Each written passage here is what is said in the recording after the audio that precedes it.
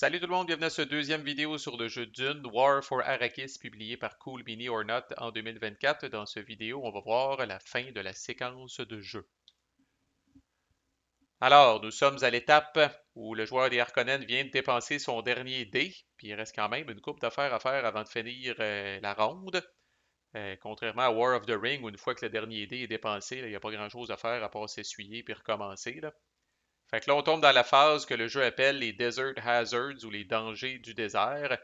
D'abord, s'il y a ce que le jeu appelle des Worm Sign Tokens qui cohabitent avec des légions atréides ou des vers des sables comme tels, ils sont défaussés.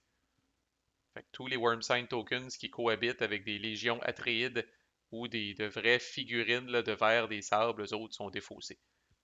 Ensuite, le joueur des atréides va venir placer un Worm Sign Token dans chaque désert où se trouve soit un Harvester ou une légion Harkonnen. Par exemple, dans notre exemple, il y a trois Harvesters, un, deux, puis il y en a un troisième ici. Puis il y a une Légion Harkonnen qui se trouve dans le désert. Donc, n'oubliez pas, les Worm Sign Tokens sont toujours face down, sont toujours mélangés. Le joueur des Atreides ne choisit pas. Il en prend quatre aléatoirement, puis il va venir les colisser là. Normalement, il va les prendre à partir, dans le module vassal, à partir du deck, parce que c'est randomisé. Mais ici, je me suis fait un petit exemple pour être capable de vous montrer les trois types de Worm Sign Token. Normalement, tout ça, c'est complètement aléatoire. Et une fois que ça c'est fait, là, c'est le grand moment de la révélation de tous les Worm Sign Tokens qui sont sur le board. Qui, au-delà de ceux qui viennent d'être placés avec des Harvesters et des Légions Harkonnen, n'oubliez pas, à cause de la fameuse option de Desert Power, là, qu'a le joueur des Atreides, puis qu'au tour 1, à peu près la seule chose que vous pouvez faire, c'est l'option de placer deux Worm Sign Tokens. Vous pourriez en avoir en crise sur le board. Vous pourriez avoir 10-12 Worm Sign Tokens sur le board. Là. Fait que là, le joueur des Atreides les révèle tous d'abord, et ensuite va décider où placer les vers des sables là, vis-à-vis les jetons qui ont. Parce qu'il pourrait y avoir, il y a une limite physique de 4 figurines de vers des sables qui ne peut pas être excédée dans le jeu. Ce qui veut dire que même si à cette étape-ci, le joueur des Atreides révèle 6 jetons qui permettraient de placer des vers des sables, il va devoir choisir. C'est pour ça qu'on les révèle toutes au début. Puis qu'après ça, le joueur des Atreides dit Asti, où est-ce que j'en ai le plus de besoin?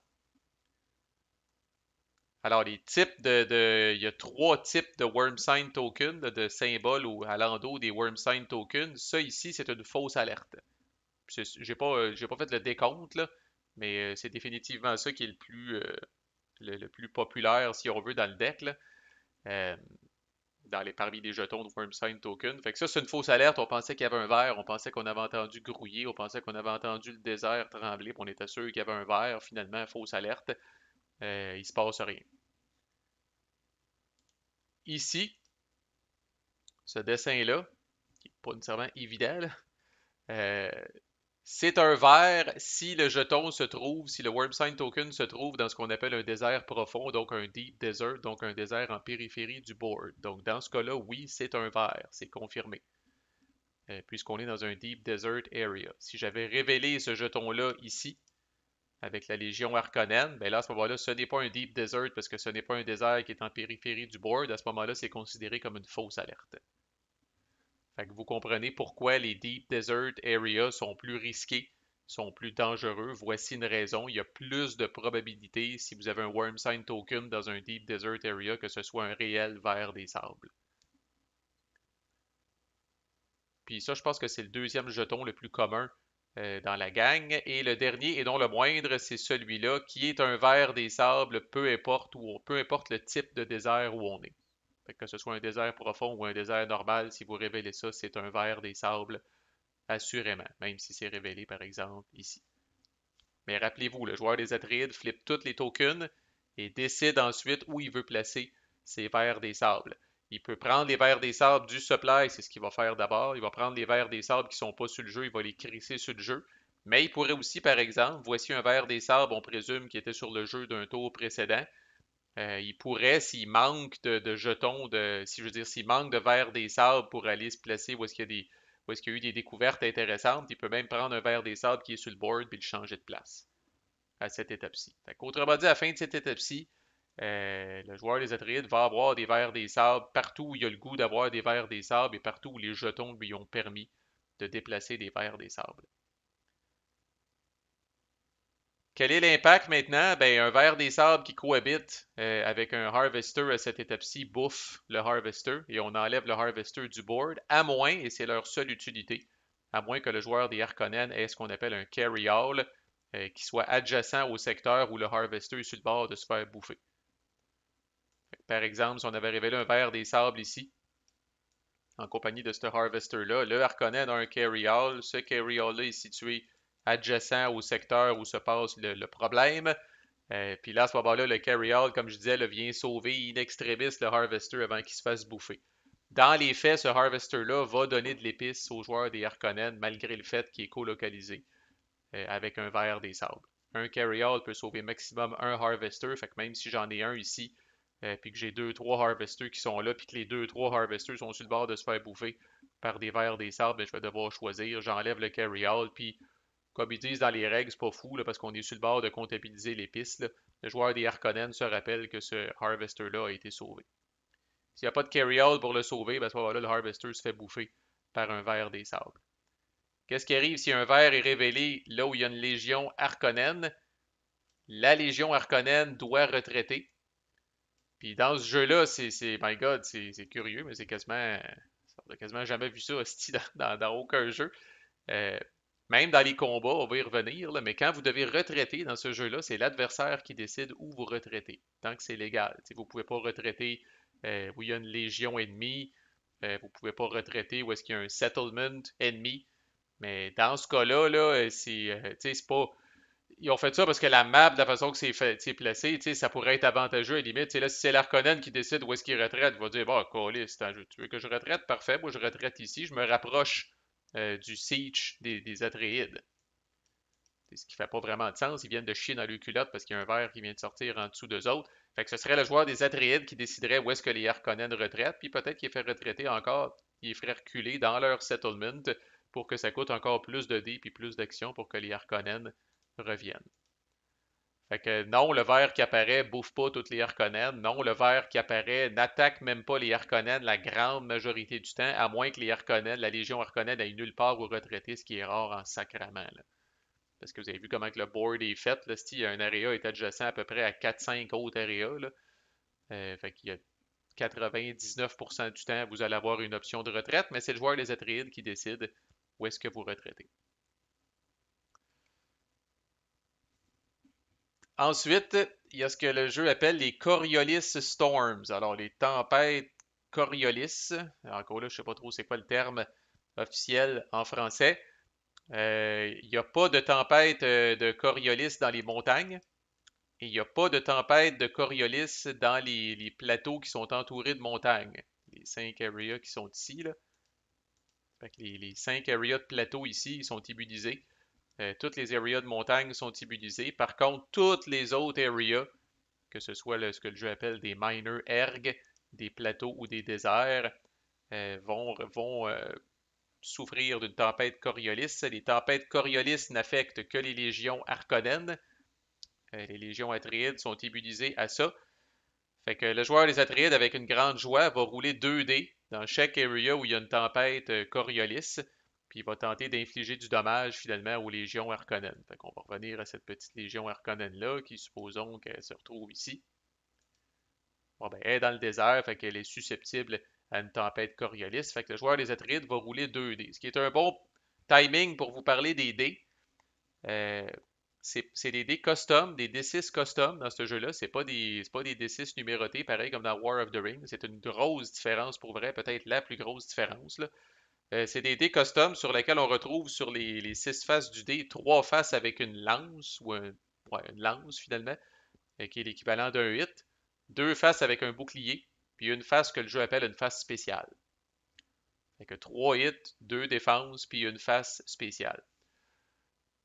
Fait que hit puis défense, on va en reparler d'un combat, là, mais c'est assez évident. Là. Une défense bloque un hit, puis après ça, on fait le différentiel, puis on détermine combien de hits doivent être bouffés. Le spécial, lui, par exemple, va toujours varier en fonction de ce qu'on est en train de faire. En combat, s'il y a un leader, le spécial va faire quelque chose, justement, de spécial. Quand les verts attaquent aussi, le spécial va faire de quoi dépendant où est-ce qu'on attaque. Pendant les tempêtes Coriolis, le spécial va faire de quoi dépendamment où est-ce qu'on est. Fait que par exemple, le joueur des Atreides ici lance 2 dés. Puis malheureusement pour lui, il pointe 2 boucliers, qui est à peu près la seule patente qui calisse rien. Parce que là, il n'y a pas de réplique à une tempête Coriolis. Là, c'est les éléments qui s'abattent sur la pauvre Légion Harkonnen. Donc là, ça aurait rien calissé. Mettons que je rebrasse une autre fois, j'ai pogné un 8 et un bouclier. Fait que là, le joueur des Harkonnen doit assigner un 8 à la Légion qui vient de se faire brasser par la tempête. Qu'est-ce qui arrive si on pogne un spécial? Voici le symbole du spécial. Le spécial, comme c'est souvent le cas lors des attaques des vers ou des tempêtes Coriolis, ça dépend où on se trouve. Fait que si vous êtes dans un deep desert, fait qu'encore là, les tempêtes sont plus rough dans les déserts profonds en périphérie du board, un symbole spécial lors d'une tempête Coriolis dans un deep desert, ça équivaut à 2 hits. Dans un désert qui n'est pas un deep desert comme c'est notre cas ici, ça équivaut à un hit. Puis si vous êtes dans un plateau, si vous êtes dans un minor erg, à ce moment-là, un symbole spécial, c'est considéré pas de hit. Fait que c'est pas avec ça que vous allez wiper des légions Harkonnen, mais ça fait chier. Si, c'est de la petite attrition là, gossante.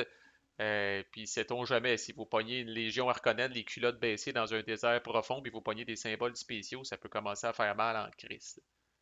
C'est le joueur Harkonnen qui assigne des hits. Ça ressemble beaucoup à War of the Ring. Ça, c'est des unités régulières. Elles ont l'équivalent d'un point de vie. Fait que s'il décide d'assigner un 8 à une unité régulière, elle décrisse.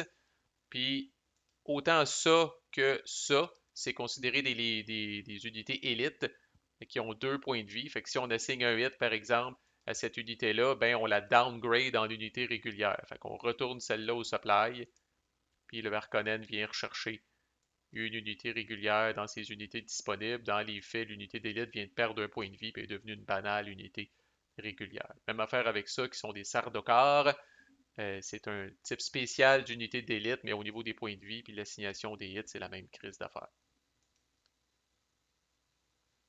Right, on aura l'occasion de reparler en masse de ces dés-là quand on va parler des attaques des vers et des attaques entre légions. Mais là, c'est la phase de l'épice. Fait que là, on regarde les harvesters qui restent, ceux qui n'ont pas été bouffés par des vers, ceux qui n'ont pas été attaqués par des légions atréides en cours de round, puis tout ça. Donc là, le joueur des Harkonnen fait le décompte. Pour chaque harvester qui se trouve dans un area de désert normal, ça lui donne un d'épices. Et pour chaque harvester qui se trouve dans un désert profond, ça lui donne 2 d'épices. Fait que, tu sais, si votre super stratégie en écoutant les vidéos à date, c'est à te dire, ah, là, j'ai compris, je ne mettrai pas mes harvesters dans des areas de deep desert. Ben, il y a du monde qui ont passé avant vous, là. Ils vont pas là pour le fun, ils vont pas là parce que ça leur tente, ils vont là parce que c'est plus payant en termes d'épices. Fait que le même harvester qui se trouve dans un deep desert va donner 2 d'épices, tandis qu'un que vous mettez proche, bien protégé, puis plus loin des vers, puis moins de chances de se faire poigner par des vers, c'est bien le fun, mais ça donne juste 1 d'épices.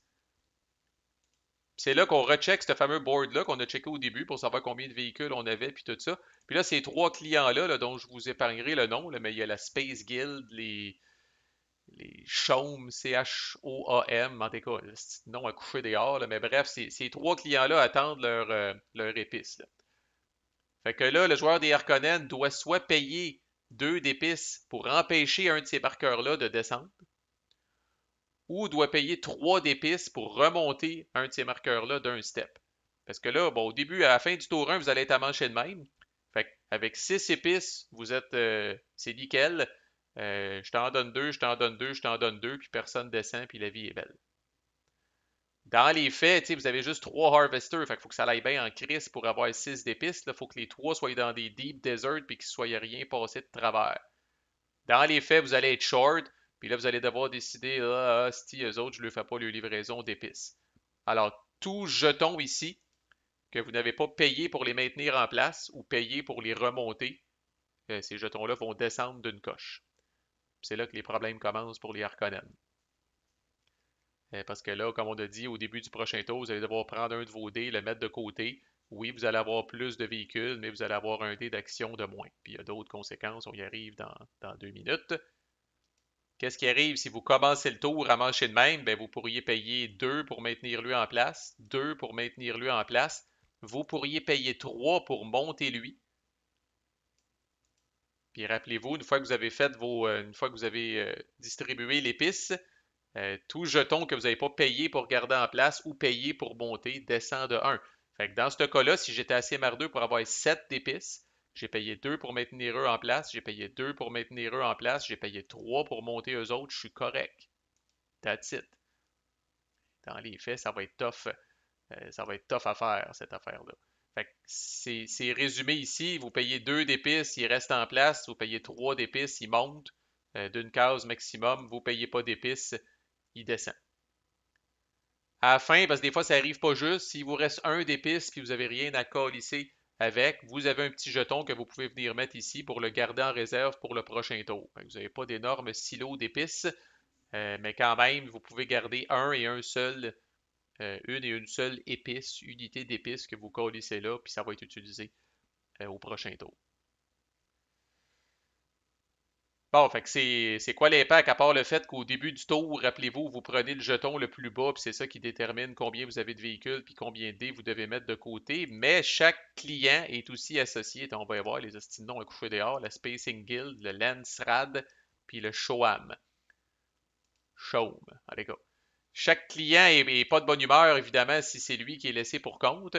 Fait que chaque jeton qui se trouve en bas complètement, c'est rare, c'est quand même rare, là, ça arrive en fin de game des fois, là, mais chaque jeton qui est en bas complètement, sa pénalité est à, ça c'est des cartes de pénalité, sa pénalité est à on en permanence, tant que le jeton est en bas. Puis sinon, chaque jeton qui a descendu pendant ce round-là est pas de bonne humeur, puis vous impose sa pénalité pour le round d'après.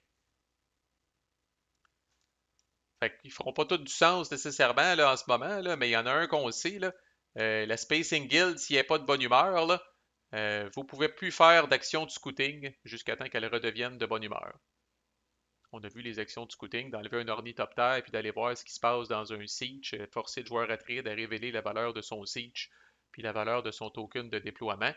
Si c'est le Shaun qui n'est pas de bonne humeur, la stacking limite de vos légions, c'est maintenant 5 unités plutôt que 6.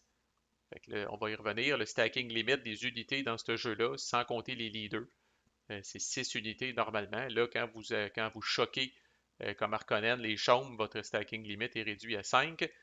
Puis le Landsrad, peut-être le plus grave de la gang selon moi, dépendamment du contexte, là, mais vous ne pouvez plus défausser de cartes de planning pour avoir des dés de plus pendant les combats. Puis des fois, ça peut être majeur en hostie, cette affaire-là. On va voir comment que ça fonctionne quand on va reparler des combats, mais ça, c'est pas mal ce qui se passe au niveau des épices. Ah, et puis l'autre affaire, c'est que si la suprématie est à 5 ou moins, le joueur des Harkonnen peut dépenser 3 épices pour gagner 1 de suprématie. Maximum une fois par round, et ce n'est plus disponible une fois que la suprématie est à 6 ou plus. Puis, il n'y a pas de priorité. Vous ne devez pas nécessairement là, honorer vos commandes. Ici, le joueur des Harkonnen décide qu'est-ce qu'il calisse avec son épice. S'il y avait 4 d'épices, il pourrait décider d'en mettre une en réserve pour en dépenser 3 pour augmenter sa suprématie, puis mettre en calice les trois clients. Je ne dis pas que c'est le move du siècle. Fait que là, les 3 descendent, les 3 Imperial Bands sont à on pour le prochain round. Puis non seulement ça, là, mais là, un dé de moins au prochain round. Puis en plus, à la fin du prochain round, dès qu'il y en a un qui descend, ben là, Chris, ça va commencer à être privé de 2 dés, puis les troubles s'accumulent. Puis après ça, c'est la fin de la round, où est-ce que là, c'est le moment, le joueur des Atreides, s'il y a des cartes, on en voit deux ici, s'il y a des cartes de prescience qui sont résolues à la fin de la round, c'est checké maintenant. Ça dit ici, est-ce que Paul et Jessica sont dans des Deep Desert Areas qui ne contiennent pas de Siege? Si oui, le joueur des Atreides peut claimer cette carte de prescience-là, monter son token vert et son token jaune. Est-ce que décide-t-il de révéler un Siege qui est dans le même area que Paul? Si oui, dans le fond, il gagne un vert puis il gagne un rouge. Rappelez-vous que le joueur des Atreides ne peut que faire, peu importe le timing dans le round, le joueur des Atreides ne peut que faire 2 de ces 3 cartes-là. Il ne peut jamais faire les 3. Puis une fois qu'il a fait ça, mettons qu'il décide, il dit oui, je suis capable de faire celui-là, je monte mes tokens. Oui, je suis capable de faire celui-là, je monte mes tokens. Celui-là, je n'ai pas réussi à le faire. Il y a une décision très intrigante puis très intéressante. Fait que ces deux-là sont removed from the game parce qu'ils ont été faits. Celui-là, le joueur des Atreides décide est-ce que je le remove from the game ou si je le reshuffle dans le deck. Parce que maintenant, quand on avance, ça se peut par exemple que. On va en montrer d'autres là. Il y en a qui sont assez polarisés, comme on va prendre celui-là, là, pas passer à travers le deck. Là. Mais tu sais, par exemple, peut-être que le joueur des Atreides trouve que son jeton vert il est assez haut par rapport à son objectif. Le jeton vert a peut-être même atteint le seuil qui est demandé par l'objectif. Fait que pour éviter de polluer le deck de pression, ce joueur des Atreides pourrait décider de prendre cette carte-là, même s'il ne l'a pas accompli à ce stade-ci, puis de la décalisser de la game. Fait que c'est un passez-y bien. C'est rare qu'on fasse ça au début parce que tous nos marqueurs, ou à peu près, doivent monter. Mais quand on arrive en fin de game, c'est des décisions intrigantes en crise. C'est-à-dire, est-ce que je dis bye-bye à ces objectifs-là une fois pour toutes, j'y reverrai plus jamais, pour augmenter les chances que je pige des objectifs qui vont me faire monter des tokens de couleur que j'ai le plus besoin. Après avoir scoré ces patentes-là, c'est là et seulement là qu'on check voir si l'Atréide a gagné. Rappelez-vous que le Harkonnen, c'est automatique, 10 points de suprématie d'attitude. Mais l'Atréide, c'est là qu'on check. Les éventuels ornithopters ou les carry-all qui restent sur le board sont enlevés. Fait que non, le Harkonnen ne peut pas accumuler des véhicules puis éventuellement en avoir partout sur la map. À la fin de la round, ce qui reste, c'est enlevé. Le Harkonnen d'abord suivi des Atreides peuvent enlever des leaders nommés sur le board et les remplacer avec des leaders génériques. Fait que par exemple, si Tipol, leader figure, si Tipol Atreide, où est-il? Si Tipol Atreide est ici, par exemple, le joueur des Atreides pourrait dire ben, je l'enlève puis je le remplace par un leader générique. C'est quoi le but de faire ça? Il y a deux buts de faire ça. Premièrement, une fois que le leader il est sur le board, ben là, il est obligé de se à moins d'un événement vraiment spécial, il est obligé de se déplacer comme tout le monde, puis de marcher avec ses armées, puis il est un peu moins mobile. Peut-être qu'on a désespérément besoin de Paul ici, puis c'est pas vrai qu'on va y faire traverser la map en dépensant 28 dés. Fait que voici un cas où est-ce que le joueur des Atreides préférait prendre Paul, le ramener sur son player board, puis le remplacer par un leader générique pour plus tard, avec un jeton de déploiement, venir le colisser ici. Fait que ça, c'est le premier avantage. L'autre avantage, c'est que vous n'êtes pas nécessairement puni en faisant ça parce que Paul est remplacé par un leader générique. Fait que dans les faits, si vous redéployez Paul ici, au final, vous allez avoir un leader de plus. Il y a un générique qui est apparu ici, puis il y a Paul qui est apparu là.